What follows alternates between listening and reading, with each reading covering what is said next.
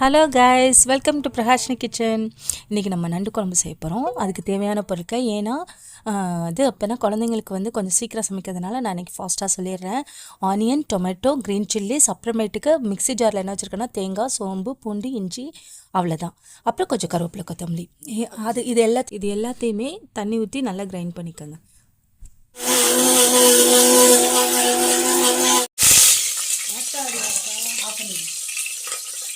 ஆக்சுவலாக நம்ம எப்போதுமே ஆன் பண்ணுற மாதிரி ஆன் பண்ணிவிட்டு ஸ்டவ் ஆன் பண்ணிட்டு அதுக்கப்புறம் குக்கரை அடுப்பில் வச்சுட்டு எண்ணெய் சூடானோன்னா ஆனியன், கொஞ்சம் கருவேப்பிலை, கொத்தமல்லி அதை போட்டு நல்லா சால்டேட் பண்ணுங்கள்.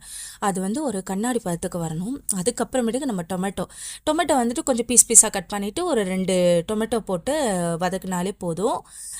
அதுக்கப்புறமேட்டுக்கு நம்ம அரைச்சி வச்ச விழுது அதையும் போடணும். ஃபஸ்ட்டு இப்போ டொமேட்டோ போட்டுடலாம். போட்டுட்டு அதை நல்லா வதக்குனதுக்கு அப்புறமேட்டுக்கு அந்த அரைச்ச விழுதை போடுவோம். ஸ்டவ் நல்லா ஃபுல்லிலே இருக்கட்டும். நம்ம டொமேட்டோ போட்டுட்டு வதக்கி விட்டுருவோம். நல்லா வதக்கி அந்த எண்ணெய் பிரிஞ்சு வரணும். அந்த பிரிஞ்சு வரப்போ நம்மளுக்கு வந்து அதுக்கப்புறமேட்டுக்கு நம்ம அரைச்ச விழுத போகிறதுக்கு சரியாக இருக்கும். அப்போ தான் அந்த பெறனா அரைச்ச விழுது நல்லா சால்டேட் ஆனால் தான் அந்த நண்டு குழம்பு வந்து மணமாக இருக்கும். அதுக்காக தான் இப்போ நம்ம எண்ணெய் பிரிஞ்சு வந்துருச்சு. இப்போ நம்ம அரைச்ச விழுது இருக்குல்ல அதை போட்டுருவோம். நல்லா வதக்கி விடுங்க.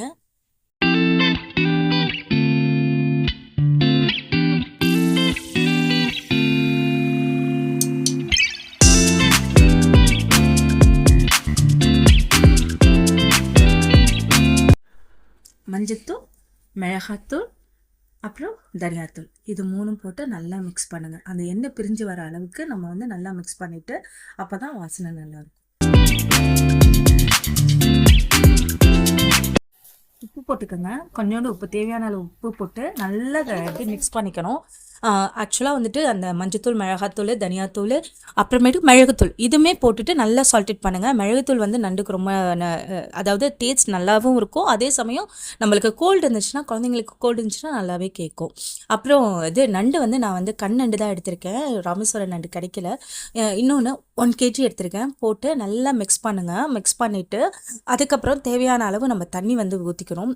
ஏன் நண்டை நான் இவ்வளோ மிக்ஸ் பண்ணுறேன்னா அப்போ தான் சூப்பராக வரும். நண்டு குழம்பு வந்துட்டு நம்மளுக்கு உடம்புக்கு வந்து ரொம்ப நல்லது. இன்னொன்று என்னென்னா இதில் வந்துட்டு இப்போ தண்ணி ஊற்றிட்டு நல்லா மிக்ஸ் பண்ணிவிட்டு குக்கரை மூடிட்டு வித்தின் 3 விசில் தான். 3 விசில்லையே அது ரெடி ஆகிடும்.